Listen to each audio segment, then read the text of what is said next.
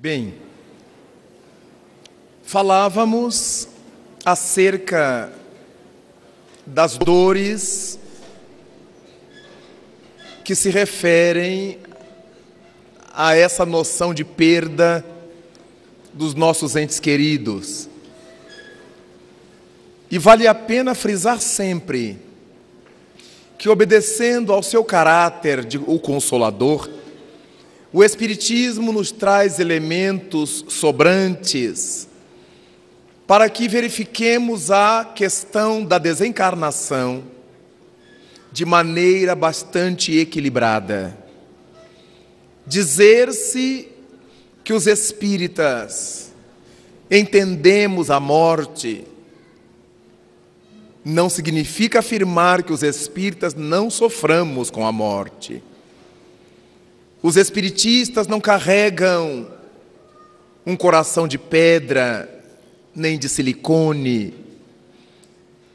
No entanto, a lucidez com que o Espiritismo nos fala desse mais além, de onde todos nós viemos para a Terra e para onde forçosamente todos retornaremos, dá-nos elementos importantíssimos para que não vejamos a morte como um final, como algo que se acaba em definitivo, mas vejamos a desencarnação como um até breve, um até logo, um até já, porque todos, de uma forma ou de outra, mais dia menos dia, estamos fazendo o nosso retorno para o grande lar.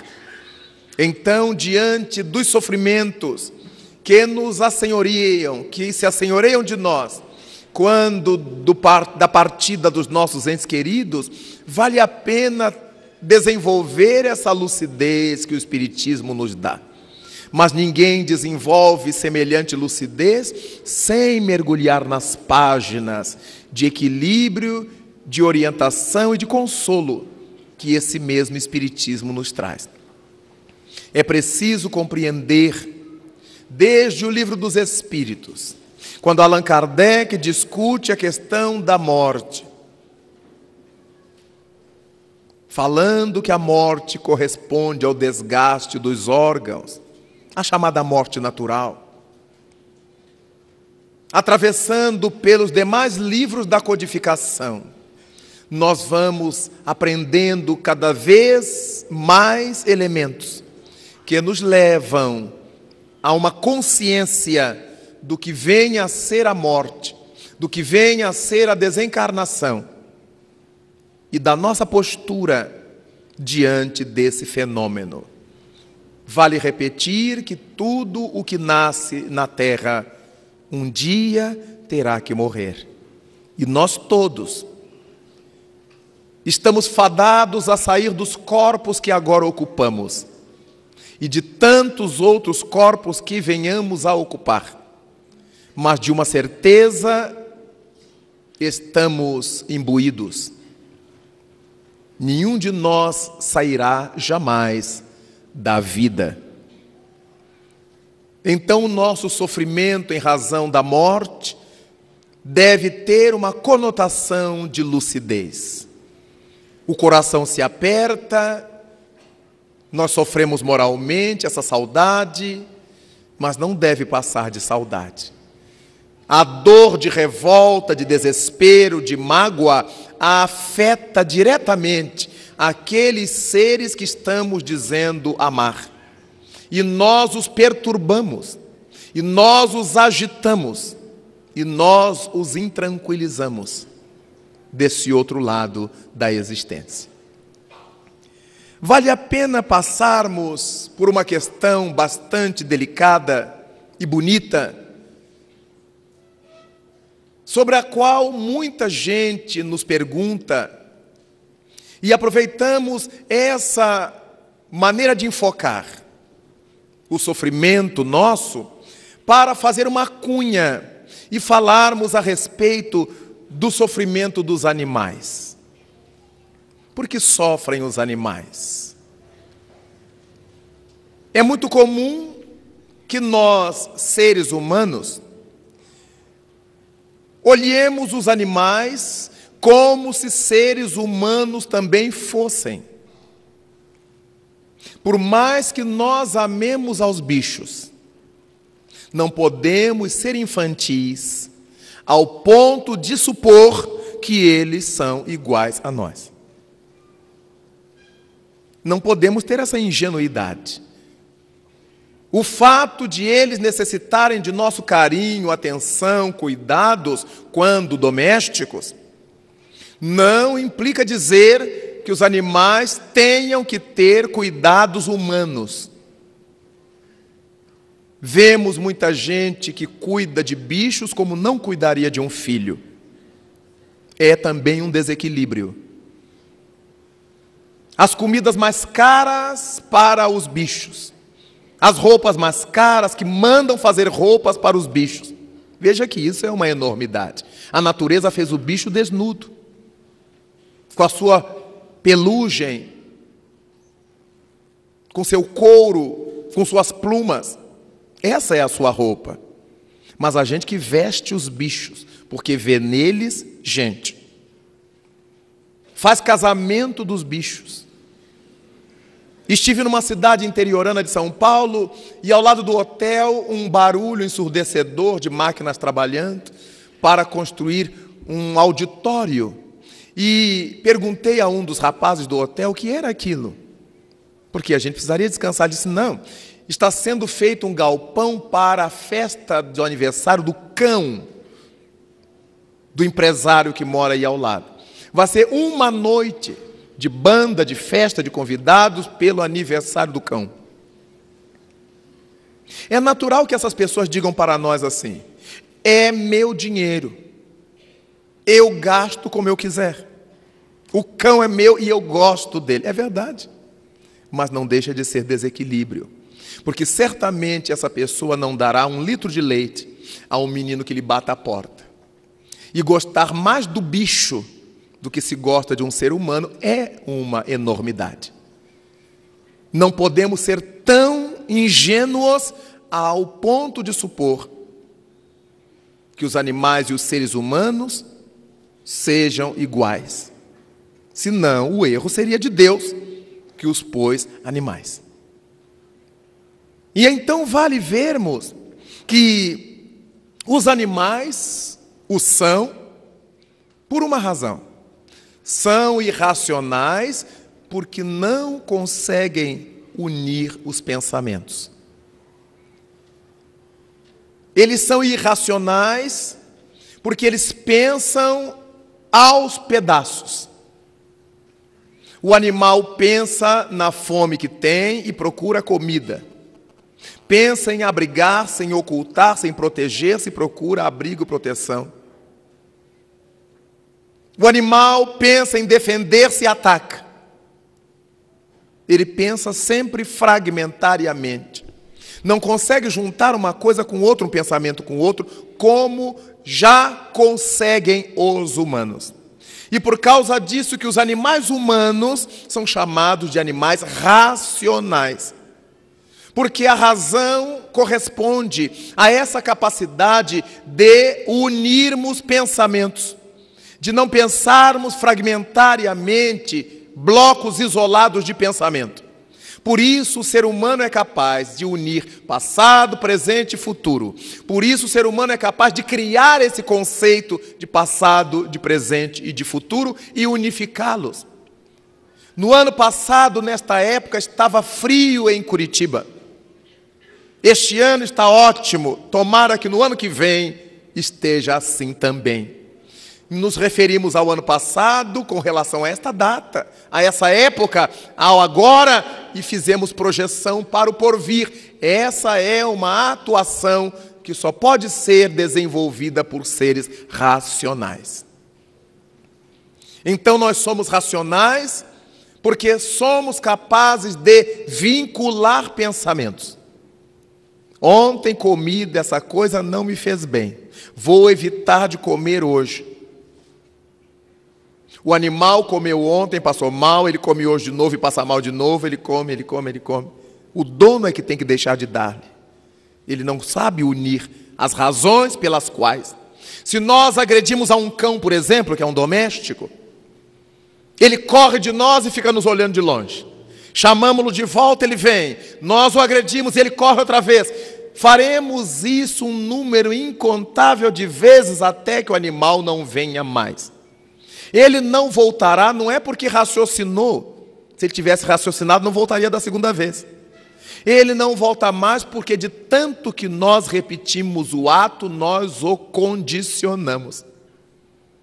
Então o animal aprende, entre aspas, pelo condicionamento que lhe é imposto. Assim se treinam animais para qualquer coisa. E o treinamento tem que ser repetitivo, senão ele esquece. E a cada vez que ele se pronuncia de uma maneira, se lhe dá uma gratificação que o faz repetir o ato. Daí então, ser diferente do ser racional, que diz assim: fulano me faz uma vez, mas a segunda não faz. Eu estive lá, ele me tratou assim, nunca mais voltarei lá. Então a razão faz com que nós associemos alguma coisa já acontecida com algo que está acontecendo, com alguma coisa que poderá vir a dar-se.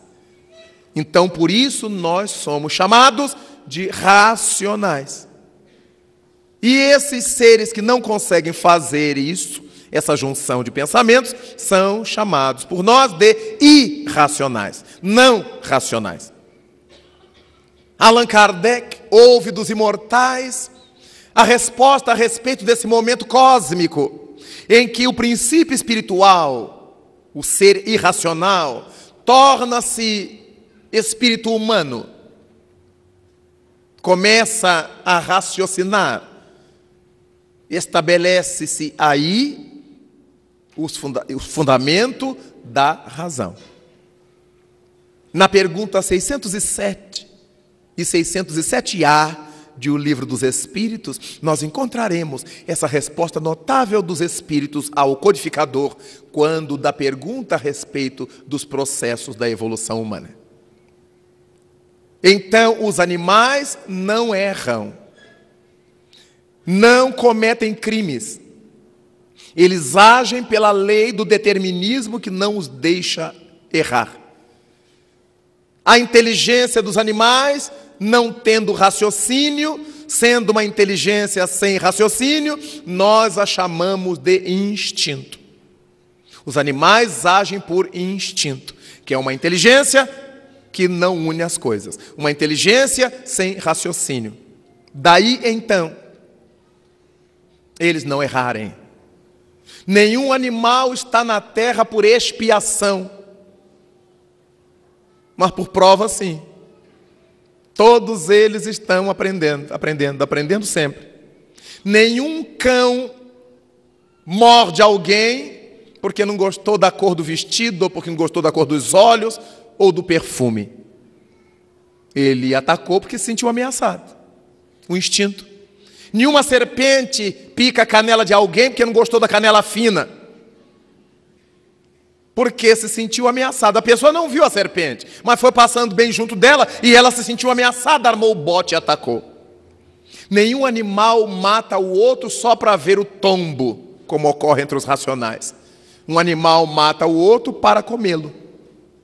A cadeia predatória. O único animal que mata o outro de raiva, de crueldade, é o animal racional. Que grande paradoxo. Então nós começamos a olhar os bichos como olhamos os seres humanos, às vezes com um olhar mais benevolente do que aquele que temos para com os seres humanos. Mas se nós observarmos bem, os animais são seres que ainda estão se preparando para outros estágios de vida, conforme aprendemos na codificação espírita. E a dor dos bichos? O Espiritismo fala que a gente sofre por expiação, mas se os animais não erram, por que é que eles sofrem? Há uma questão muito interessante. A dor no reino animal é típica daí. A dor foi feita por Deus para alcançar o reino animal. Por quê? Porque os animais vão desenvolvendo a consciência de si mesmo, os animais vão desenvolvendo o sentido das coisas, vão amadurecendo o psiquismo, vão criando uma estrutura psíquica que o sofrimento ajuda, que a dor ajuda. A dor no reino animal não tem, portanto, as mesmas conotações que terá no reino humano. Os animais não sofrem para resgates morais. Os animais sofrem para instigá-los a fazer aprendizados. Olhamos na selva, na floresta, e não há por lá veterinários. Mas os animais sabem as ervas que devem comer, os frutos que devem comer, para vomitar e ficarem bons de determinados problemas. Nosso gato de casa, de repente ele corre na moita de capim e come e põe para fora o que lhe fazia mal. O nosso cão, quem foi que ensinou isto aos animais? As dores que foram atingindo o reino animal ao longo das faixas evolutivas. É por isso que o animal tem segurança onde ele está. É por isso que o animal corre diante de determinados sons ou movimentos da floresta, uns mais que outros, em função do aprendizado que a dor lhes impôs. O cão ouve melhor do que nós, mas o gato ouve melhor que o cão. É fácil perceber por quê. Porque o cão é o predador do gato. Então o cão vai devagarzinho, patas de veludo, para atacar o gato. Então a divindade dotou o gato de uma audição capaz de captar os passos de veludo do cão. O gato ouve melhor que o cão. O notável Charles Darwin, ao escrever a respeito da sua teoria da evolução, se referiu a uma questão de seleção natural. Os mais frágeis vão desaparecendo. Os mais frágeis em todos os sentidos. Mesmo na cadeia predatória, nós vemos animais que imediatamente são apanhados pelo predador e outros que escapam vivamente do predador. Há alguns que enganam o predador, simulam movimentos, deixam seu odor num sentido e se deslocam para outro sentido na floresta. Vejamos que o animal desenvolvendo habilidades de lidar com o seu predador. Por que é que a serpente sai da casca do ovo e corre e desaparece no meio da folhagem, fugindo de seu próprio pai ou de sua própria mãe, que os devoram, em muitos casos? Vemos a tartaruga que sai do ovo e o seu instinto natural leva-a para dentro d'água, se for uma tartaruga marinha. Então nós começamos a perceber que os animais já nascem com aprendizado feito muita coisa, com uma percentagem de aprendizados feitos invejável. E o ser humano é o animal que nasce com maior quantidade de espaços para aprender. Imaginemos se a gente tivesse um bebê que já soubesse lavar louça, lavar fralda, tomar banho, né? No entanto, o animal humano é dependente durante longos anos na tarefa de fazer aprendizados, de renovar aprendizados, já que ele cometeu delitos no passado. Ele precisa aprender coisas certas agora. Ele depende de quem o eduque, ele depende de quem o oriente, o que o animal, o irracional, não depende. O que ele precisa já nasce consigo. A divindade o dotou desses elementos. Então, no reino dos animais, as doenças fazem o seu papel. Despertar neles o acordamento para a vida, sacudi-los para o que está à sua volta. Mas é da lei de Deus que, na medida em que o princípio espiritual se convertesse em espírito humano, dotado de razão, de discernimento, de senso crítico, já não incorrêssemos nos delitos em que ainda incorremos. Cada vez que atacamos um semelhante, nós voltamos à escala predadora dos irracionais. Só que não cabe ao ser humano predar o ser humano. Então, para nós, isso se chama um crime. Mas como repetimos a ação irracional, nós sintonizamos com as faixas irracionais e absorvemos dali o fluido correspondente a essa atitude. E nos adoece. Nós não precisaríamos carregar doenças, se não carregássemos ainda os vínculos com os reinos inferiores. Cada vez que temos fúria, nos assemelhamos ao irracional. Um olha para o outro. Quando a gente faz o mesmo, nós embichamos, nos animalizamos e assimilamos o fluido correspondente a essa sintonia. E adquirimos as doenças. Por isso é que aprendemos que, de acordo com os males que cometemos, criamos problemas de saúde. Porque vamos buscar no reino inferior ao nosso, onde esses problemas eram naturais, o fluido que no nosso reino já não é natural. Por isso é que no ser humano a dor nos faz sofrer de maneira diferente.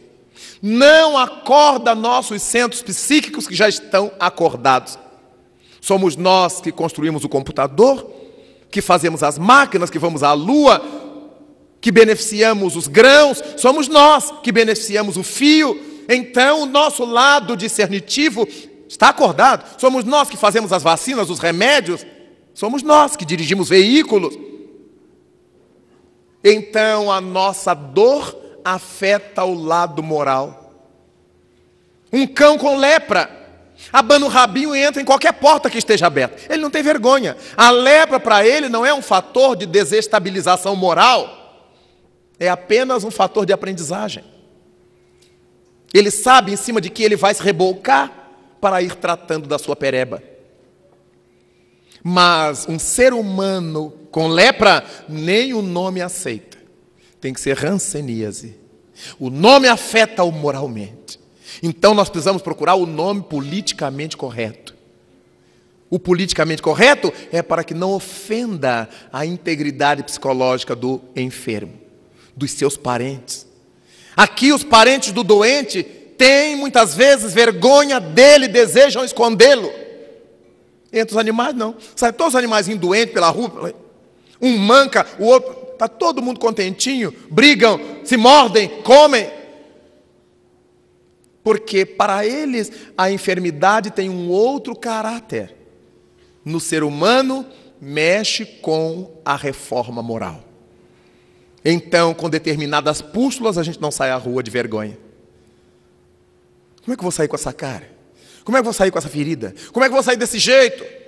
Chame uma ambulância para me levar. A gente quer se esconder de todos os jeitos. Porque aquilo nos afeta. Olhar o corpo que se desfaz com uma enfermidade qualquer é para nós um motivo de sofrimento moral. Por isso resgatamos os erros cometidos. Enquanto no reino animal a doença é própria dele, o animal não sofre como o ser humano imagina que ele esteja sofrendo. Nós sofremos moralmente, eu estou repetindo de propósito. Mas o bicho, porque ele não comete erros, ele não sofre moralmente, ele sofre fisicamente. E como sofre fisicamente, neurologicamente, ele procura em a natureza em torno recursos para sair do seu padecimento. A inteligência sendo elaborada para o porvir. Como é que os primeiros pajés, os primeiros senhores das tribos, identificavam as ervas curativas das que eram venenosas, daquelas comestíveis, daquelas que seriam proibidas? Como é que eles souberam disto? Essa experiência da irracionalidade, alcançada pelo homem primitivo, que era mais bicho do que humano. E na medida em que foi se desenvolvendo, foi fixando em si esses aprendizados, contando com a inspiração, com o acompanhamento, com o ensinamento dos anjos do Senhor, que nunca deixaram de balizar o progresso do mundo. Quando o nosso cão, nosso gato, nosso cavalo, nosso bicho estejam doentes, com os recursos da nossa veterinária atual, vamos cuidá-los, vamos tratá-los, mas nunca esquecendo que eles são bichos. Para que eles sejam felizes como bichos, é necessário que eles vivam como tais. E aí a gente vê pessoas que botam o bichinho para dormir nas rendas, na cama, não sei de quê, não é mais o bicho, ele está sendo violentado. Há pessoas que não deixam o cão andar no chão. Anda no colo ou na bolsa. É um castigo para o cão ou para o animal, qualquer que ele seja. Vejamos que a pessoa disturbou, ela perdeu o juízo. Ela não sabe mais a dimensão do irracional e a dimensão do racional. Não estou inventando, são os espíritos que nos ensinaram. Quando Allan Kardec perguntou qual era a distância que medeia o irracional e o ser humano, o Espírito de Verdade respondeu que é a mesma que existe entre o homem e Deus. Um pouquinho longe. Então, quando algum de nós pega o animal e quer dar-lhe o status de humanidade, nós estamos cometendo uma incoerência. Primeiro, violentando o bicho, que deve ser bem tratado no seu habitat. Aqueles que porventura tragamos para a nossa convivência, não podemos perder de vista que ele é bicho. Ele precisa viver a sua dimensão de bicho. E não querermos convertê-los no nosso bebê, na nossa criancinha. Porque estaremos cometendo uma violência com o animal. E estaremos sendo incoerentes diante da lei divina. Deste modo, por que sofrem os animais? Para se desenvolver. Porque sofrem os homens para pagar dívidas. Naturalmente, pagando dívidas, também a gente anda, a gente se desenvolve. Mas não havia necessidade para o ser humano de sofrer para resgatar dívidas. Nós somos intelectuais, nós somos racionais, e nós aprendemos com o Evangelho que é o amor que cobre multidões de pecados. A gente não precisaria sofrer, bastaria que a gente amasse. Amar é fazer as coisas corretamente como determinam as leis de Deus. Amar não é viver de pendurado no outro, carregando o outro no colo, nos braços. Amar a vida é viver de acordo com as leis de Deus, que são leis de amor. E como nós estamos o tempo todo querendo fugir das leis de Deus e conseguindo, procurando atalhos para fazer o que a lei de Deus não propõe, nós vamos mergulhando no reino anterior. E porque mergulhamos no reino anterior psiquicamente, vamos trazendo de lá para cá as mazelas que correspondem àquele nível de desenvolvimento. Aí a gente começa a se dar conta de que não é o bicho que está com a mesma doença do homem, é o homem que está com a mesma doença do bicho. Porque a doença pertence àquele reino e não a este. Deste modo, quando Cristo nos disse: no mundo só tereis aflições, Ele não disse que deveríamos ser afligentes um do outro. Sofrer aflições nem sempre são dores físicas. Nós vimos que são aflições psicológicas, emocionais, decorrentes da nossa ignorância relativamente a nós e ao mundo em que a gente está. Cuidar dos bichos, amar os bichos, mas não perder de vista que eles são bichos. Senão nós deixamos para trás um elemento fundamental da nossa estrutura, que se chama discernimento, senso crítico, razão. Francisco de Assis é modelo de ecologia, chegando ao ponto de dialogar com a natureza. Mas não há na sua história a informação de que ele levou o lobo de Gúbio para casa para dormir no seu quarto e lamber a boca junto com ele. Como muitos de nós racionais e universitários fazemos. Não sei em nome de quê. Ele falou com o lobo, se dirigiu ao lobo, acalmou o lobo, mas o lobo ficou lá. É lobo. Tem que seguir a sua natureza.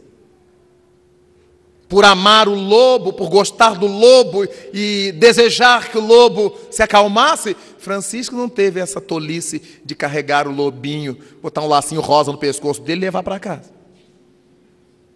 Nós achamos que gostar dos bichos, eu tenho que levar para casa. Uns põem na gaiola, prende ali. Eu gosto tanto que eu quero ter para olhar todo dia, então eu não gosto. Quando eu gosto, eu quero que ele, o bicho, fique bem. E nenhum bicho fica bem na gaiola, nem trancado. Ele fica bem em a natureza. Nós somos paradoxais. E transferimos esse paradoxo para a nossa relação humana. Quando a gente ama alguém, a gente amarra esse alguém. E surge o ciúme. Tem que ser só meu. Só eu posso olhar. Não é marido e mulher, mulher e marido. Pais e filhos. Quantos pais morrem de ciúme dos filhos? Amigos morrem de ciúme um do outro. Se é meu amigo, não pode ser amigo de mais ninguém. E isso é fruto dessa herança ruim que a gente vem trazendo da inferioridade do nosso caráter. Do egoísmo. Se eu amo alguém, que bom que esse alguém tenha amigos, tenha outros amigos. Que bom que outras pessoas gostem dessa pessoa que eu gosto. Que bom, uma mãe quando vê que seu filho tem muitos amigos, como ela deve ficar feliz? Se ela fica com ciúme, ela tem alguma doença emocional. Que maravilha saber que os nossos entes queridos são gostados por outras pessoas. Há um ditado popular que diz assim: quem ama a meu filho, a minha boca adoça. Vejamos que essa é a vida. A gente é feliz por ver que os nossos entes queridos são gostados, são queridos, são amados. Quando alguém faz um elogio ao nosso ente querido, a gente se sente homenageado. A gente se emociona. Se nos bate um ciúme, por que ele está falando isso dele? O que ele está querendo dele? Deve estar querendo alguma coisa com ele. Aí é uma doença que precisa urgentemente de psiquiatra. Não é de psicólogo, hein? Porque a gente camufla o psicólogo. A gente mente o psicólogo. O psiquiatra que vê pelos traços que a gente apresenta como é que a coisa está. Uma amiga me disse no Rio de Janeiro, me procurando para me contar um problema que estava vivendo e pedir-me uma ajuda para que solucionasse o problema. E eu disse, mas escuta, menina, você não tem seu analista há anos. Por que você não conversa com ele esse problema? Você acha que eu conto tudo para o meu analista? Eu digo, ai, mas você então está bancando uma pessoa muito estranha. Eu não quis dizer outra coisa. Porque ela paga o homem, mas não se abre com ele. É para ter o status de ter um analista. Porque hoje quem não tem um analista é demodê. Mas você não tem um analista? Quem não tem um analista está fora de moda. Então ela tinha um analista para ficar na moda.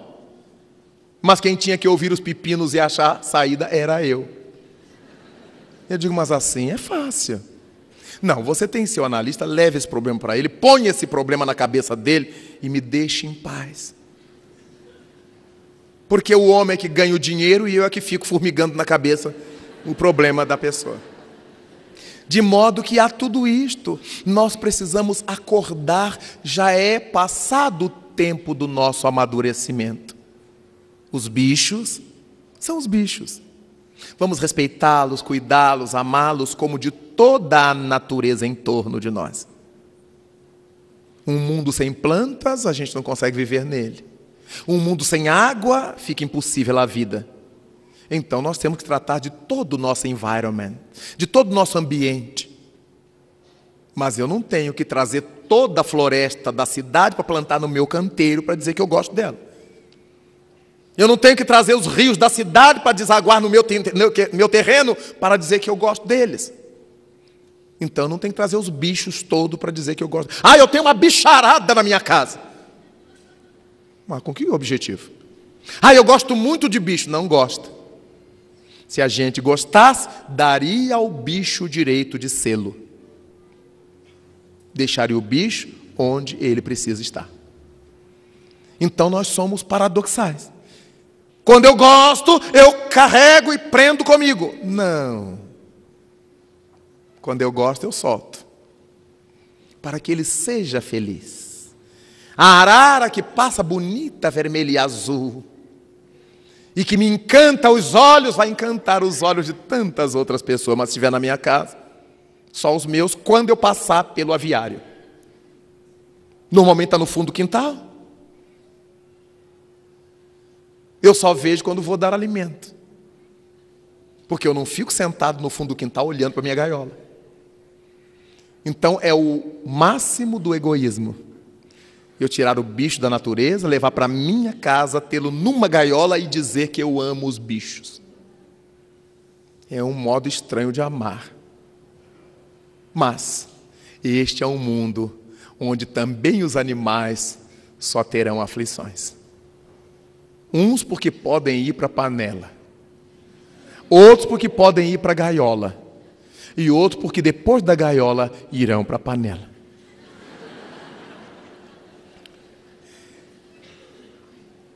Dessa forma, meus queridos irmãos, a dor que sofrem os animais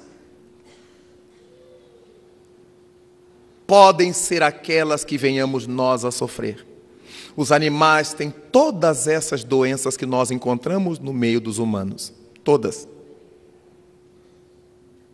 Com exceções daquelas patologias que são criadas pela nossa vida moral. Nós mergulhamos em faixas inferiores fluídicas, mas arrumamos o fluido ao nosso jeito. Nós temos determinadas atitudes como seres racionais que os bichos não têm. A matreirice humana é diferente da matreirice racional. A nossa matreirice é de falsificar documentos, é de escrever libelos contra os outros, é de caluniar, é de levar o fuxico do tranço, o leve trás, que os bichos não fazem. Então nós criamos doenças que não achamos entre os bichos. A gente nasce com lesões psiquiátricas, lesões cerebrais, pelo mau uso que fez do cérebro, da inteligência. Nós nascemos descerebrados, por termos usado a condição intelectual para desgraçar as vidas das sociedades, de grandes grupos. Nós nascemos com diversas deficiências em função do mau uso que fizemos de vários dos nossos órgãos. Curiosamente, no século XIX, Jean-Baptiste Antoine de Monnet, que nós conhecemos como Lamarck, ou Cavaleiro de Lamarck, um dos biólogos franceses, estabeleceu nas suas teses a respeito do desenvolvimento dos animais que a função faz o órgão. Isso incomodou os biólogos muito, até terem-no deixado de lado. Por que a função faz o órgão? O órgão é físico, logo a função que faz o órgão deve ser algo não físico.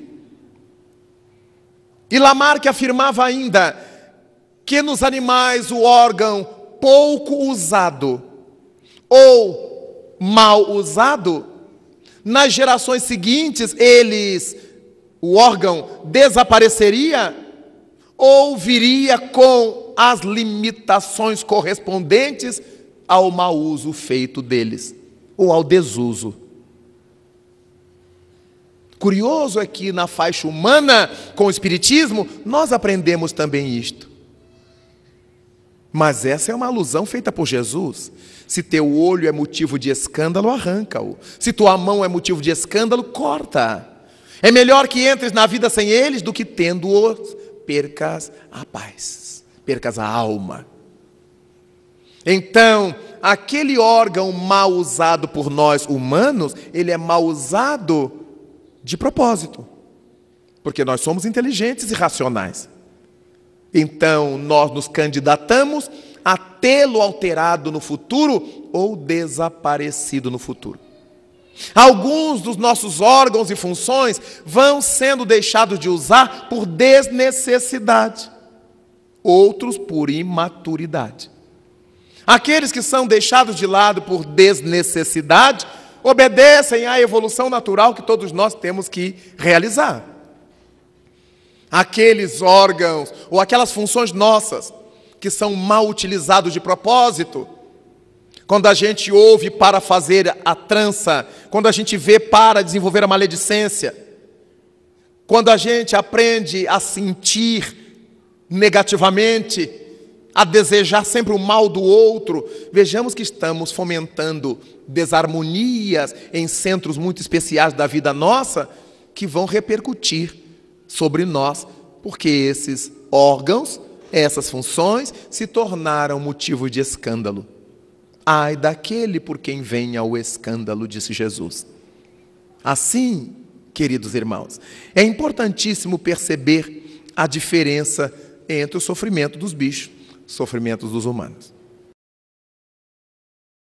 As doenças humanas, como vimos, na sua grande maioria, elas vêm daquelas puxadas, daquelas buscas que fazemos no nosso passado, lá nos reinos anteriores ao nosso. Então, a solução do problema das dores humanas não pertence ao campo físico.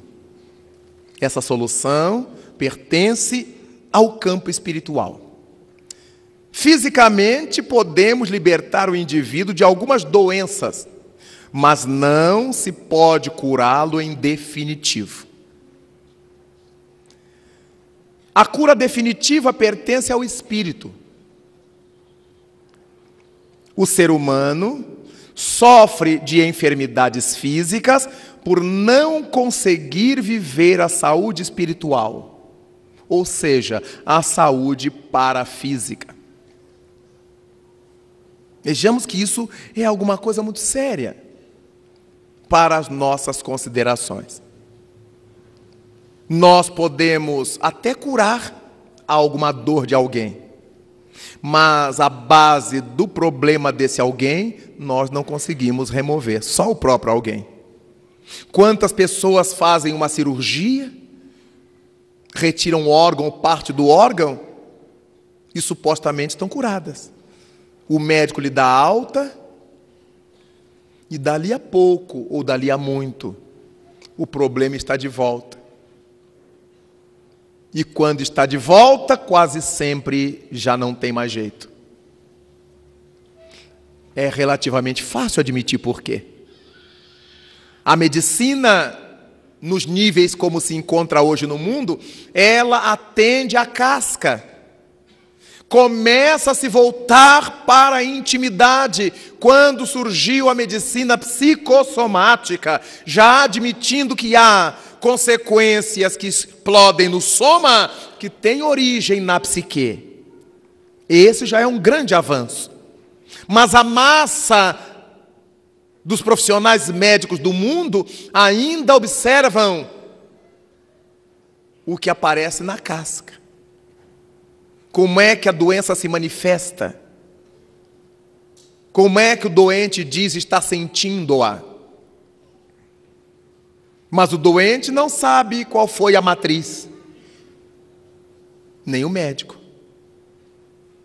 Quando nós pensamos na importância do pensamento espírita no pensamento médico do mundo, no pensamento psicológico do mundo, esses profissionais dessas áreas que tivessem a lucidez do espiritismo ganhariam muito mais em sabedoria, porque independentemente do que eles fossem prescrever e do que eles fossem dizer ao paciente, eles já sabem que somos espíritos eternos, imortais, que vivemos antes e que estamos traduzindo agora em nível somático, psicossomático, ou psicológico, ou psiquiátrico, as consequências dessas nossas vivências anteriores.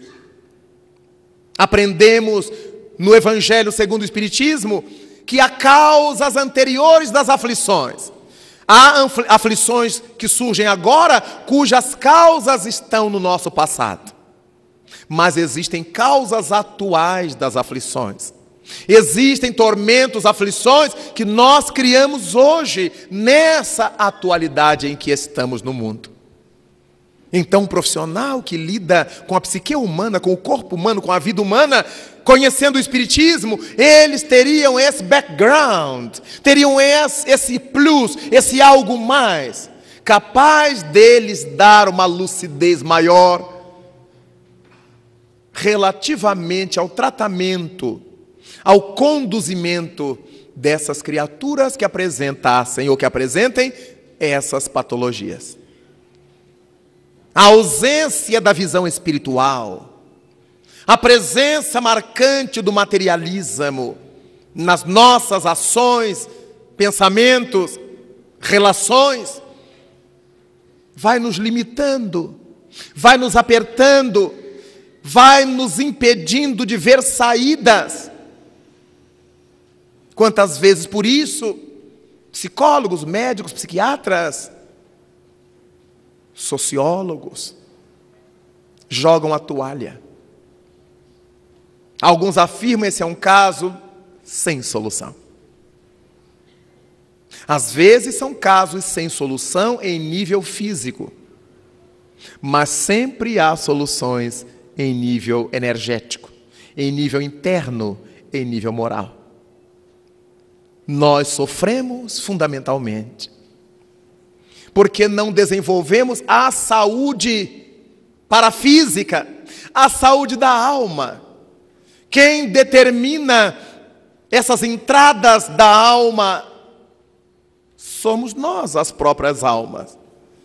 Sou eu que permito que entra em meu psiquismo, ou que eu não deixarei entrar no meu psiquismo. Um dia, fui ao banco acompanhando um amigo, colega de trabalho, e quando ele chegou para sacar recursos, percebeu alguns descontos estranhos que o banco tinha feito na sua conta. Mostrou-me. Veja se há sentido nisto. E foi me mostrando. E eu fui ficando indignado com aquilo que ele me mostrava. E eu disse para ele assim: escuta, você não vai dar um jeito nisso, dar uma queixa no PROCON? Porque aí o banco tem que lhe devolver isso, tanto mais, tantas vezes mais. E ele me olhou, me ouviu, disse: não, Raul, eu não quero me perturbar com isso, eu vou resolver. O governo pode enfiar a mão na minha conta bancária, ele nunca alcançará meu coração. Então não vou me envenenar, não vou me perturbar, eu vou resolver. Aprendi muito com aquela fala dele. Porque às vezes a gente se perde de um tal jeito. Eu vou abrir um processo, eu vou fazer aquele isso, aquele aquilo. A gente esquece que o gerente está cumprindo ordens que ele recebe da gerência superior. A gente esquece que o funcionário, que o empregado que está no balcão nos atendendo, ele está obedecendo ao que determinou seu chefe, seu patrão, etc. Então, na hora que eu estouro com ele, eu estou cometendo uma injustiça. Ele está cumprindo ordens. E o meu amigo me disse, não, o governo poderá meter a mão, enfiar a mão na minha conta bancária, mas nunca no meu coração. Eu não vou sentir o que ele quer que eu sinta. Eu continuarei sentindo o que eu gosto de sentir. Eu gosto de estar em paz. Eu gosto de ser feliz. E eu aprendi naquela manhã com meu amigo, para também não deixar que as pessoas façam meu íntimo, meu coração de gato e sapato. Eu gosto de sentir o que eu quero sentir, e não o que os outros proponham que eu sinta. Dessa maneira, nós vamos controlando o fluxo de nossa saúde. Nós vamos aprendendo. Um médico brasileiro escreveu um livro que ele intitulou Quem Ama Não Adoece. Tive a curiosidade de ler o livro. Que livro interessante. Que reflexões interessantes. Quem ama não adoece. Recordei-me de Chico Xavier, entrevistado por jornalistas que perguntaram-lhe a respeito do seu estado de saúde. E ele respondeu com bonomia, com um sorriso, eu sou um doente são, meu filho. Só o Chico. Eu sou um doente são. Ele tinha consciência de que estava queimando a dívida com a doença que ele portava, várias. Mas tinha outra consciência de que não estava tornando a adoecer. Não estava criando problemas novos. Então ele era um doente por causa das causas anteriores, em virtude das causas anteriores das aflições. Mas, com relação ao seu presente, em prol do seu futuro, ele era são. Porque nós podemos estar resgatando hoje os erros de ontem, sem cometer novos erros que venhamos a ter que resgatar amanhã. Porque a sementeira é livre, disse-nos Jesus. No entanto, a colheita nos é obrigatória. Por que é que Deus não impede que a gente colha os frutos de nossas ações? Porque Ele não impede que a gente semeie as nossas ações. Mas Cristo foi muito enfático. A sementeira, cada um faz como quiser. É livre, mas depois que eu semeei espinhos, não há como eu colher morangos. Daí nós começamos a ver que nós sofremos por imperícia nossa. Há muitos sofrimentos no mundo pelos quais já não teríamos que passar. Já não precisaríamos passar se tivéssemos maior cuidado conosco mesmos. Quantas são as pessoas infiéis a si? Elas sabem das coisas, mas não se modificam. Elas sabem dos malefícios, dos excessos, e nunca se deslocam dos excessos. Elas fumam e justificam, porque me acalma, porque é meu dinheiro, porque é isso, porque é aquilo. Elas bebem alcoólicos em demasia, para alegrar, pela tristeza, por causa do frio, por causa do calor. Elas bebem alcoólicos, elas bebem alcoólicos. Não adianta fazer nenhuma propaganda, campanha explicando os malefícios, porque ela arranjará sempre uma justificativa racional para manter seus vícios, manter seus problemas. E é por isso que, agindo com irracionalidade, nós acabamos por tanger os reinos irracionais, penetrar nossas antenas mentais nesses reinos e absorver daí aquilo que já não precisávamos mais ter no reino humano. Por essa razão, a doutrina espírita nos convida a fazer essa grande viagem na busca de nós mesmos, esse grande trabalho ao encontro de nós próprios, em nome desse Jesus de Nazaré, cujo berço, cuja cuna nós evocamos sempre nesse mês de Natal. É esse Jesus de Nazaré que nos abriu as portas do planeta Terra para que aqui realizássemos o périplo da nossa evolução. desenvolvêssemos a marcha de nosso crescimento. É a Ele que tudo devemos. É Ele o nosso mestre, nosso médico das almas, nosso bom pastor. É graças a Ele que gradativamente vamos recebendo na terra a presença, a visita de mensageiros do mundo mais alto. Foi graças a Ele que o mundo conheceu um dia as almas notáveis de Zaratustra, de Forri, de Lao Tse, de Confutse, a alma de Hermes, do Buda, de Mohammed.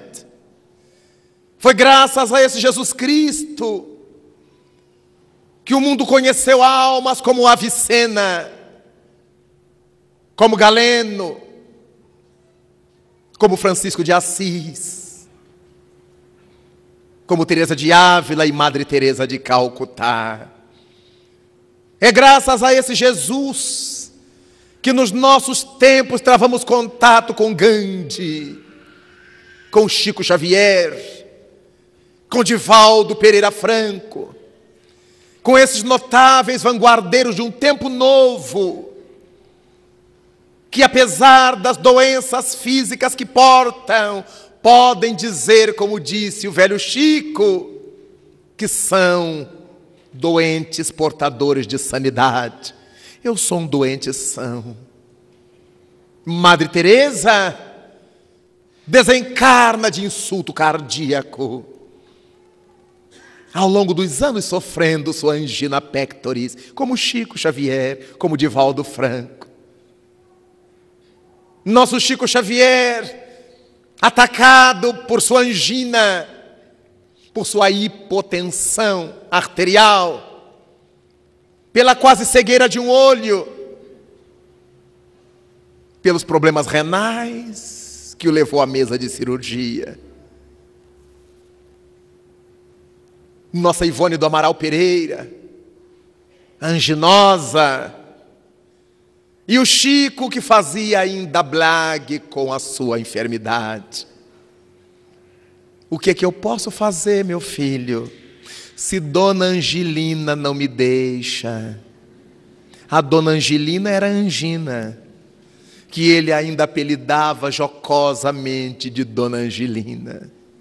Ela gosta tanto de mim, que quando eu saio do trilho ela dói, e eu tenho que voltar. Um dia, dialogando com Chico Xavier em Uberaba, ele me disse, eu muito jovem, com 19 anos, aprendendo, estudando Espiritismo enquanto pregava, ele me disse, meu filho, nós nos mantemos na estrada do bem, no Espiritismo, porque somos pegados a cachorro. E eu olhei para ele, mais estúpido do que sou hoje, e perguntei-lhe, Chico, o que é pegado a cachorro? Ele sorriu e me disse, meu filho, lembre-se da história do pastor, que mais tarde eu li numa das páginas de Emmanuel. O pastor segue com seu rebanho pela trilha dos campos, e uma das ovelhas desvairada sai do rebanho e se oculta na capoeira. O pastor acomoda o rebanho, vai lá buscar aquela ovelha e trá-la de volta ao aprisco. Continua a marcha, novamente a ovelha se desvaira e corre para o matagal. Outra vez o pastor aquieta o rebanho e vai lá buscar aquela ovelha tresmalhada. Mas na terceira vez que a ovelha foge, o pastor issa o cão para buscá-la. E ela vem mansa, porque o cão vem mordendo-lhe as pernas. E ela se integra ao rebanho e não sai mais, com medo do cão que vai ao lado. Dizia Chico, nós somos assim. Nós vamos nos afastando de Jesus, vamos saindo, vamos indo. Tantas vezes, que agora na terra Ele manda o cão do sofrimento nos buscar. E depois que a gente está bem alegrinho no mundo e começa a doer, a gente se lembra dele e volta correndinho. No caso dos espíritas, meu filho, aqueles que desaparecem do centro, que nunca mais a gente vê, é porque a vida está boa. Daqui a pouco eles começam a aparecer de mansinho, pode contar que tem problemas. Aí eles querem todo o serviço do centro, eles vão de manhã, eles vão de tarde, eles vão de noite, eles querem dar pasta, eles querem receber, eles querem dar comida, eles querem... Até que tudo fique bom de novo, eles deem outra fugida e o cão da dor os traga de volta. Me dei conta da verdade do que o Chico dizia. Grande número de nós, espiritistas ou não, só buscamos o Cristo quando dói. Quando o cão da dor nos vai buscar nos territórios da indiferença nos quais nos encontramos. É tão importante, queridos irmãos, nestes tempos de Natal, refletirmos sobre esse amor tão pouco amado ainda por nós, que é Jesus. E fazermos a Ele a nossa profissão de fé, que não pode ser labial, que deve ser sentimental, emocional, vivencial. Não importa como estejamos, não importa como sejamos, a partir de agora eu quero caminhar para frente, para o alto.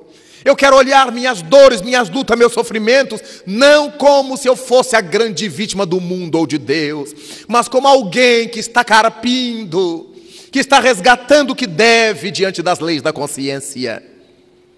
Ainda que eu tenha que chorar, ainda que eu deva sofrer, eu sei que Deus me ama. Eu sei que o Cristo vela por mim. Eu sei que não estou a matroca nesse mar da existência. Não estou à deriva, ameaçado de me arrebentar contra os arrecifes. Conto com Cristo, que me vai conduzir, que me vai orientar, desde que para isto eu abra as ouças, eu abra os olhos, eu tenha ouvidos de ouvir, eu tenha olhos de ver. Neste Natal, assumamos conosco esse compromisso, sem fazer promessa. Amanhã eu estarei mais espírita que Allan Kardec. Depois de amanhã eu me crucificarei. Nada disso que é mentira. Vamos fazer um projeto, como propunha Santo Agostinho. A cada dia fazer um levantamento. Como é que foi hoje? Eu gostei de mim hoje? Estou feliz comigo hoje? E naturalmente a nossa mente vai fazendo uma retomada, enquanto rebobina o dia vivido, vai fazendo uma retomada de como foram nossas ações. A quem que eu tratei mal sem nenhuma necessidade? A quem que eu tratei bem por interesses secundários, só por bajulação? O que eu deixei de fazer que estava sob minha responsabilidade e que eu devia ter feito? O que é que eu fiz passando à frente dos outros apenas para me exibir? E gradativamente, na medida em que vamos nos conhecendo o que devemos fazer, a vida vai ganhando um outro colorido para nós. Eu vou entendendo melhor por que estou aqui, de onde eu vim, de que realidades eu vim e para que realidades estou marchando. Para nós, os que temos amor a Cristo, não importa quem a gente tenha sido. Eu fui princesa, eu fui rei, eu fui lavrador, eu fui prostituto. Nada disso importa. Foi Cristo que disse: quem tomou do arado, não olhe para trás. O que nos cabe pensar é aquilo que somos hoje. Porque isso que somos hoje determinará o que seremos amanhã. O passado deve servir tão somente como adubo na grande sementeira do futuro que estaremos realizando hoje. Aquilo que me faz sofrer agora e que não me deixa bem, eu não vou repetir para o amanhã. não ter que sofrer a mesma coisa. É por essa razão que a doutrina dos Espíritos nos chama atenção para o nosso sofrimento na terra. No mundo, Jesus o disse, só tereis aflições. Nada obstante, ensina-nos o Espírito de verdade, que nós poderemos ser na terra tão felizes quanto a terra nos pode permitir. Estar num mundo de provas e expiações não implica que devamos chorar 24 horas por dia, nem nos arrastar sobre a lama 24 horas por dia. Há os dias de sol e de frescor. Diante dos dias de caligem e de escuridão. Estamos na terra para a tarefa do crescimento. A maior parte de nós em processo de provações e de expiações. Necessidade de saber. Necessidade de transformação moral. E quando chega o Natal, parece que sentimos uma brisa diferente. Parece que nos beija um favônio que desce das regiões celestiais. É como se o Espírito de Maria de Nazaré trouxesse em seus braços o Filho amado para derramar desse Filho por sobre os corações da humanidade. É como se ela viesse outra vez, 2 milênios após, bater em nossas portas para que lhe ofereçamos, ainda que seja uma estrebaria íntima, onde ela possa colocar seu rebento luminoso. E ao contato com esses seres luminosos, nós possamos louvar a Jesus,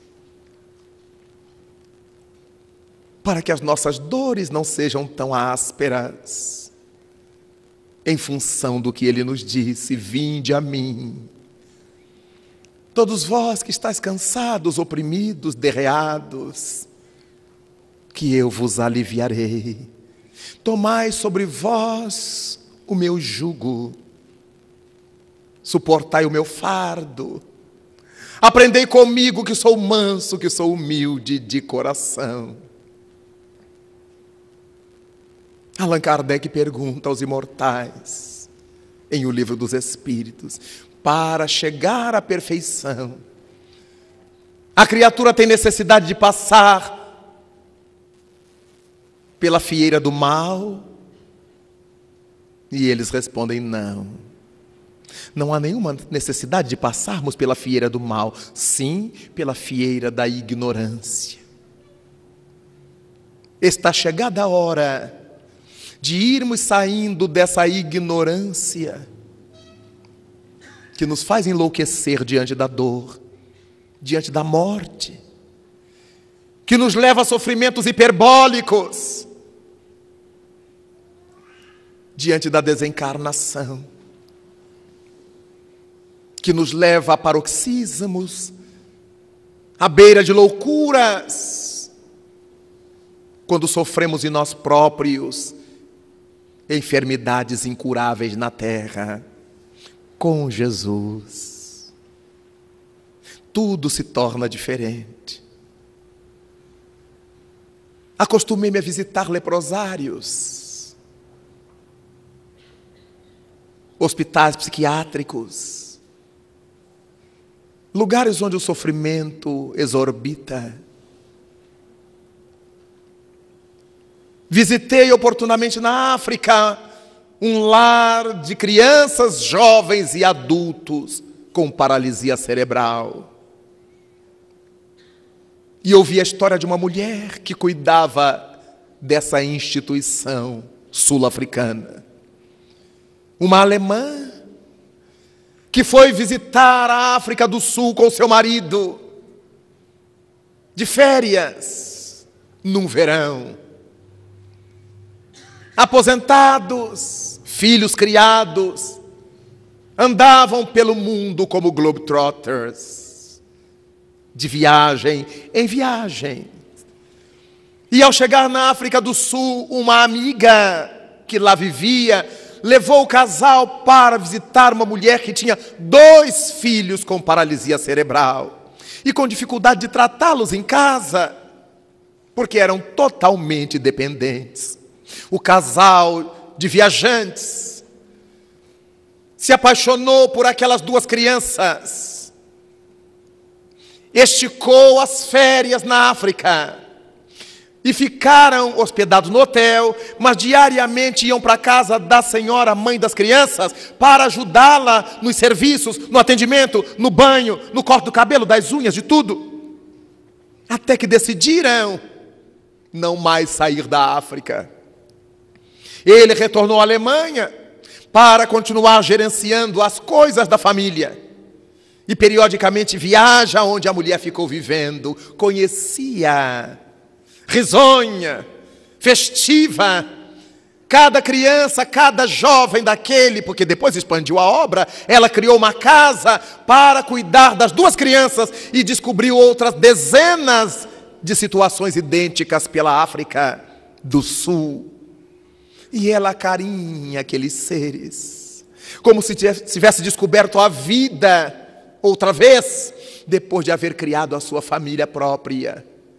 Emocionei-me, porque aquelas crianças e moços com paralisia cerebral, quando ela passa a mão sobre suas cabeças, eles estremunham, eles tremem, eles sorriem, eles reviram os olhos, e se estão dormindo, tremem no leito. A energia que ela transmite, a energia que ela deixa passar aos seus entes queridos. Mas oportunamente tive ensejo de visitar no estado do Pará o leprosário de Ananindeua, na região da Grande Belém. Fui falar no centro espírita que funciona ali, Centro Espírita Reencarnação. E naquela oportunidade, depois da minha fala, às 15h, tem que ser um horário cedo em virtude dos atendimentos e tratamento dos pacientes, os confrades me perguntaram: Raul, você gostaria de visitar os doentes que estão mais graves? Eu disse: sim, gostaria. Eles chamavam de ferro velho. Eram os doentes de hanseníase, que já estavam cegos, muitos surdos, amputados, tinham pernas, tinham braços. Uma situação deplorável em termos físicos. Entrei na grande enfermaria bem aerada e vi um leito sobre o qual estava um mosquiteiro. Aproximei-me como se tangido por uma energia especial, por um magnetismo muito especial. E vi sobre aquele berço de criança, que tinha 3 grades e um lado livre, para que a enfermagem tivesse facilidade, uma mulher, uma negra, da qual existiam os escombros, o tronco e a cabeça. Não mais as pernas, não mais os braços, a testa marcada de pústulas, os lábios carcomidos pela enfermidade, as narinas também. O corpo tinha um pano por cima, certamente entendi que não podiam vesti-la, e ela estava de olhos cerrados. Aproximei-me e me comovi. O confrade me disse: aqui está Marinha. E ela abriu os olhos. E com a voz rouquenha de quem tem dificuldade de articular, porque faltavam os dentes, faltavam os lábios, e falando devagar, ela me disse: falou de mim? E ele disse: estou falando de você, Marinha. Estou apresentando você ao nosso confrade Raul Teixeira. E ela me disse assim: eu já conheço ele. E o amigo disse: mas como você conhece ele? É a primeira vez que ele está visitando essa enfermaria. Eu já tinha estado lá em outra ocasião, sem ir às enfermarias. Não, mas eu acabei de ouvir a palestra dele. E aí eu agucei. Eu queria verificar a realidade do que ela dizia. Eu tinha falado, em homenagem ao Centro Espírita, eu falara sobre a reencarnação. As situações que a reencarnação nos remete. Fiz estudos baseados no Evangelho segundo o Espiritismo, bem-aventurados os aflitos, trabalhei, desenvolvi, e ela me disse: gostei muito quando o irmão falou, tudo isso bem pausado, bem devagar, da parte dos sofrimentos do passado, das causas passadas, das dores da gente. Eu disse: ela estava lá. Ela de fato ouviu, porque ela disse o que eu havia dito. Ela repetiu. Gostei muito, porque eu sei por que estou aqui. A palestra serviu muito para mim. Eu estou deitada nesta cama, Raul, para descontar o tempo que fiquei sentada no trono de ouro e de mentiras. Carrego essa cabeça apodrecida. Fazia menção às pústulas, pelo peso da coroa que eu carreguei para destruir. A divindade tirou minhas pernas para ensinar-me a caminhar para o bem e não nas marchas destruidoras de guerra. Retirou-me os braços para que eu aprendesse a empunhar as penas, escrevendo cartas de amor, as flores, dando buqueres, e não mais as armas, as espadas, não mais esbofeteando a ninguém. Eu tenho consciência de tudo isto, e a conversa se esticou, e eu fazendo força para não chorar. Num dado momento, ela me disse: veja, Raul, que eu sei por que eu estou aqui. E agradeço a Deus cada dia que eu posso colocar um tijolinho novo na construção nova que eu estou fazendo no mundo espiritual. E eu perguntei-lhe: Marinha, e você está feliz? E ela me disse: muito. Porque eu sei por que estou sofrendo. Fico com pena de quem sofre aqui mesmo neste hospital e não sabe por quê. E pensam que é castigo de Deus. Perguntei a ela: você gostaria que eu lhe fizesse um passe? Atrevimento meu, é claro. E ela disse: quero.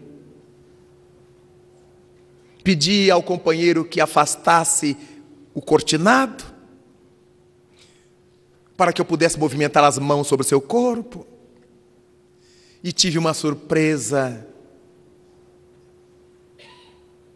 Em espírito, ela se deslocou do corpo e se pôs sentada na cama. E eu pude ver em espírito aquela mulher, de uma beleza radiante, esperando os últimos dias da expiação. Emitia uma claridade que parecia um azul embaçado, naquele calor de Ananindeua. Eu me emocionei, e o Espírito Camilo me disse: vamos, conclua. O confrade orou, e eu estendi as mãos, não mais sobre o corpo enfermo, mas sobre aquele ser espiritual, de quem certamente eu absorvi energias positivas, estava queimando os últimos dias. Depois fiquei sabendo, ao sair dali, que ela estava internada havia 68 anos, como ranceniana. Foi internada aos 18. Casou-se aos 16. teve um filho. O marido desencarnou nas matas do Pará, picado por serpente. Com 1 ano e meio de idade, o filho teve meningite e desencarnou. Ela já estava enferma. A doença foi descoberta e ela deu entrada ao hospital, de onde nunca mais sairia no corpo físico. Depois da minha visita, 2 meses e pouco depois, recebi a notícia da desencarnação de Mariinha. Era uma notável senhora feudal, que se mostrava como tal, nada obstante a beleza do espírito trabalhado ao longo do sofrimento de 68 anos, na hanseníase. Ah, Jesus, quantas bênçãos Tu nos permites, quantas glórias Tu nos dás. E é por causa de tudo isto que, evocando o Teu Natal, entendendo por que sofremos, que não é capricho Teu nem das leis divinas do nosso Pai, mas tão somente em razão da nossa picardia, da nossa resistência no erro, no mal, no desequilíbrio. Nesta hora Te queremos louvar, Mestre, e agradecer a Deus, nosso Pai Celeste, porque aqui nos achamos cheios de coragem, de disposição, com vontade de lutar, de superar-nos e de avançar para Ti, que és nosso caminho de verdade e de vida, que és o caminho da verdadeira vida, como Tu mesmo o disseste. Agradecidos então, Jesus, abrindo nosso coração para o Teu Natal, pedindo-Te para que não Te reserves, que penetres a nossa casa interna e converta nosso íntimo na cuna veneranda, onde Tu possas renascer em nós. Mãos unidas, corações juncados ao amor da vida. Queremos dizer então neste dia, marcado pelas páginas de paz, pelas messes de alegria, Pai nosso que estás nos céus, na luz dos sóis que brilham nos infinitos, Pai amoroso, Pai bom, Pai de todos os seres aflitos que gemem, que choram, que se debatem nesse mundo de dores e de escarcéus. Santificado Senhor, seja o Teu nome sublime, nome que em todo o universo exprime ternura, concórdia, misericórdia, exprime amor. Venha ao nosso coração, Senhor, o Teu reino de bondade, reino de paz, reino de claridade, nessa estrada augusta que nos leva à perfeição.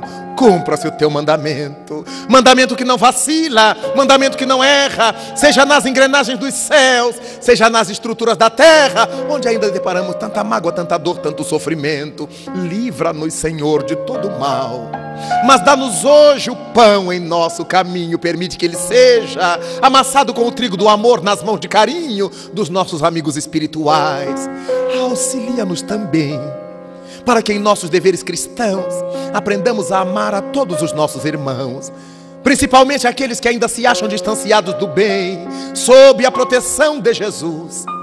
Livra nossa alma do erro, neste mundo de desterro, distante ainda da Tua luz. Perdoa-nos, ó Pai, os erros escabrosos de passados tenebrosos, geratriz de tanta dor.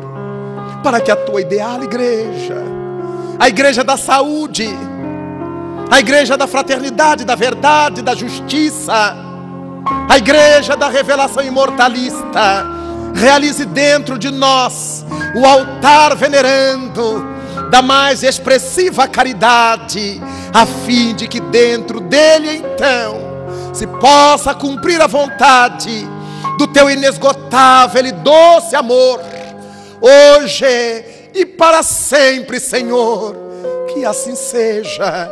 Muito obrigado, Mestre Jesus. Obrigado, Pai de nossas vidas. Muito obrigado, senhores.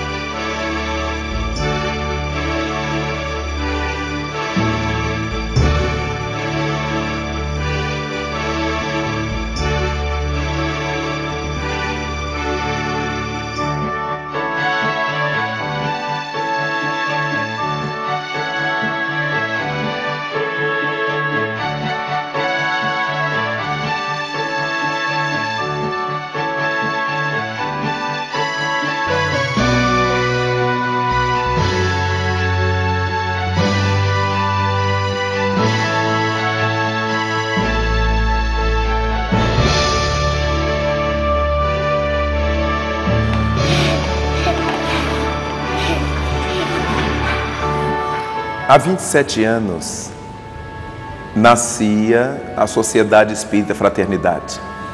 Essa sociedade nasceu a partir do idealismo de um grupo de companheiros que vinham trabalhando desde 2 anos antes em atividades sociais em nossa cidade de Niterói. Lidamos durante 2 anos e quebrados numa localidade que à época era chamada de Favela do Gás, depois passou a ser conhecida como Aterrado São Lourenço, e iniciamos aí um trabalho social de atendimento às crianças, aquelas mulheres, aquelas famílias desses lugares. Ao longo do tempo, sentimos a necessidade de formar uma instituição que pudesse agasalhar esse trabalho. E em 1980, no dia 4 de setembro, nós formalizamos o nascimento da Sociedade Espírita Fraternidade, a nossa SEF. Com o passar do tempo, por motivos diversos, tivemos que abrir mão da localidade em que estávamos atendendo para atender em outras localidades de nossa cidade. E adquirimos a região, a terra onde hoje está plantado o Remanso Fraterno, que teve seu começo de suas atividades em 1988.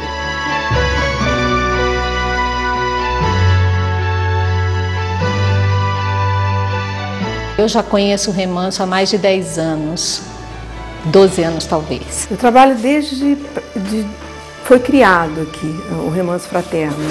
A gente dava aula ainda na sombra das árvores, então isso já tem uns 17 anos. Daí então, o Remanso Fraterno, que parte para completar 20 anos, certamente é o nosso polo de aplicação, de trabalho prático relativamente a tudo isso que vamos aprendendo na doutrina espírita.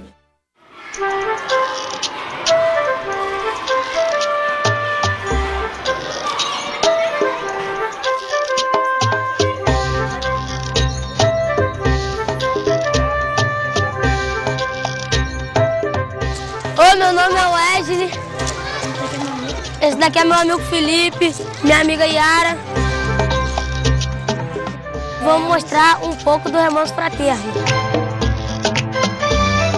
Aqui nós temos muita aula de arte.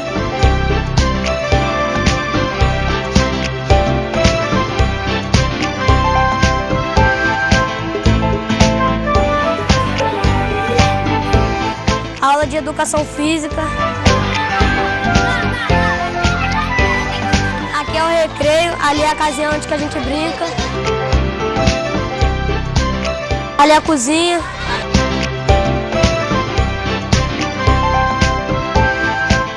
Ali é o campo onde que os meninos sempre jogam. Vamos lá.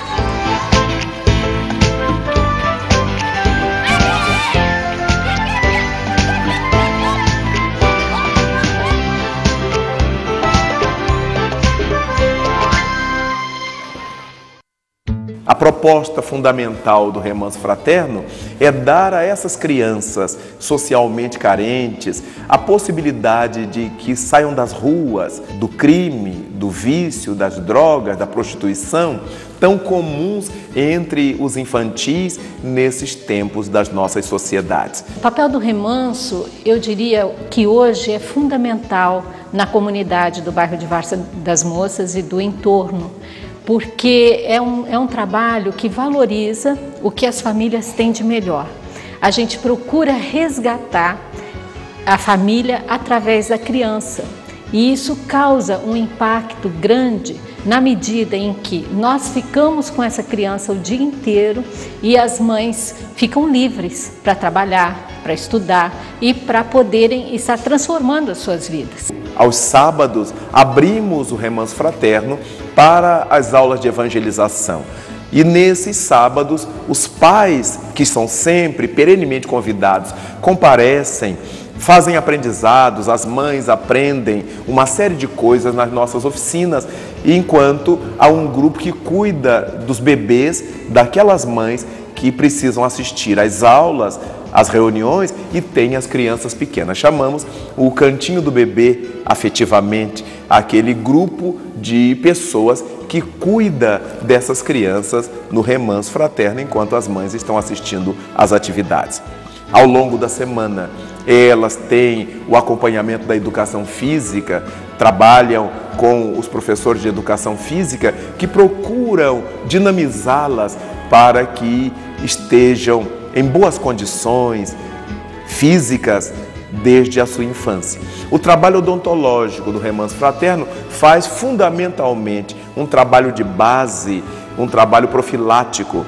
Aplicamos nas nossas crianças o flúor à sua dentição e já batemos recorde de quase 3 anos sem que uma única criança apresentasse qualquer cárie.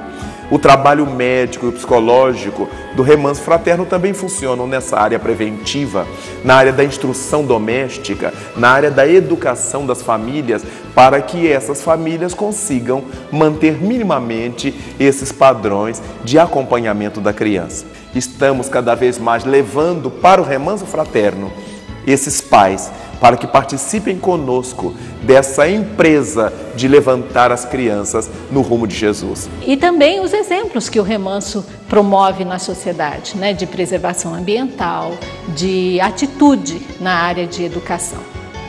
As crianças, elas são admitidas a partir dos 2 anos e meio, né, e ficam até o 5º ano.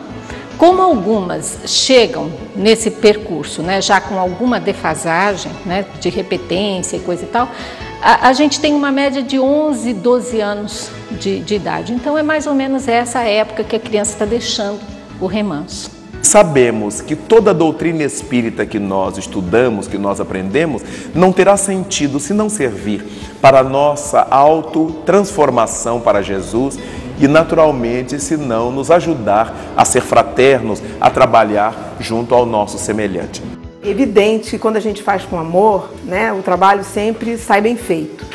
Mas na instituição espírita, a gente, além de ter o respaldo da doutrina espírita, a gente conta também, né, com o apoio dos amigos espirituais e a coisa flui muito melhor. A cada dia a gente aprende alguma coisa a mais sobre a vida, alguma coisa a mais sobre Deus, sobre a justiça divina, sobre a bondade, sobre as leis que nos regem.